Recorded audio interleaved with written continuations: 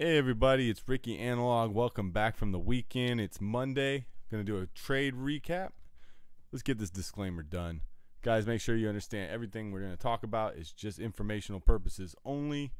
Do your own due diligence. Trading is risky. So the trades we're going to talk about, the first one is Fred, guys. And I took a few paper cuts on it. I actually, I had a great entry early. The initial short on it was just pre-market right into the 200-day on the daily, and then I added when it looked like it was going to break down more. I covered, I think I only covered a quarter if I recall. It was a quarter I covered at the $0.50. It was going to take a little more off in the 30s, and I thought, no, you know what? I think we're going to get the bigger fade on this. Let's actually dig into the fundamentals on this real quick just so you guys know some of the stuff that I'm looking at pre-market and at anything that's gapping big. Obviously this was on the watch because of the large gap, so I know everybody probably saw this and thought that, oh man, there's a good amount of overhead supply on this, right? There's almost 9.3 million shares that are registered, but let's pay attention. They were registered last year, and they are not new shares. These are registered for resale. So who is selling them? Come on down here and we'll see. It's Strategic Investment Opportunities, also known as Alden Global Cap.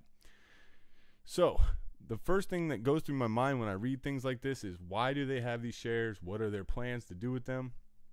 And since this was registered a year ago, do they still have them? So let's look at the this is the last stockholder meeting they had, and it shows who all owns what at the time of this meeting. And you can see here they are. They still have these shares. So those shares didn't get dumped. Now that does leave the question, will they get dumped? In my mind, not necessarily. So why do they have these shares? If you go and do a bit of diving into it, you'll see, you can find the date of when they bought them.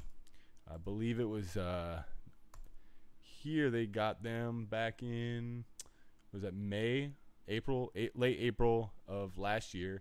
And it's a cooperation agreement. And if you read this, basically they bought these shares, or they acquired this position in order to be able to place people that they chose they wanted on the board of directors. So that is why they have these shares. It's not to dump them. It doesn't mean they won't. But also let's pay attention to the they've had these. Let's see. This is, they own this stock back here in the 14 range. So this move that happened today is not something that is going to be getting them out anywhere close to break even. So you don't really have to worry about that overhead, guys. And that's just what I wanted to point out. And also, it's good to note that from this, you guys make sure you subtract those 9.3 million shares when trying to calculate the float, because they're double counted, because this guy here, Heath Freeman, is also showing his shares as partially, he's also the beneficial owner of those. So if you do the float count, I believe we're right around 9 million. So that explains why it can move the way it moves. And all day long, let's go back to the stock. Sorry guys, if I could work this. Every time I was short, it definitely felt like I was fighting it. So I had an ad up here at 86 and my stop was 88. I was just trying to get a little more size in case I did not get stopped out. Always love top ticking your exits, and then it dumped. And of course, the ever present case of FOMO, not necessarily. This is a really tiny position I took right here. These ads were great, but I ended up taking it off for just about break even. I think it was about a wash on that, and then it dumped again, and I chased a little more because I thought this time for sure it happened on a little better volume. Actually, the volume wasn't better, but it was we were really flirting with this 66 level now, and in my eyes, if we lost that, it was gonna wash today. So I was gonna put some on for that, and I ended up taking it off, and it pretty much was dodging a bullet. Now I took it off. The reason we took this off was because every time I was short today, you could tell that you were on the wrong side of the trade. You don't have to read the tape.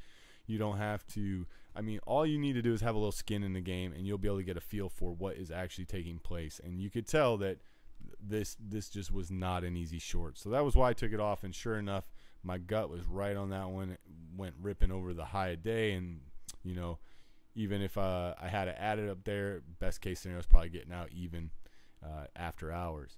Now, I did have one other trade, and it was only 2 trades today, so I might as well cover them both. The other one was Netflix, and if you scroll out a little or zoom out a little, you'll see we've been making these higher lows. And so I was interested. I felt Netflix maybe had been a little oversold. Been watching the NQ all day. So we got our opportunity. We reclaimed the 5-minute 20 and got a really beautiful, nice little pop, which gave a pullback. I added the pullback, and then I sold.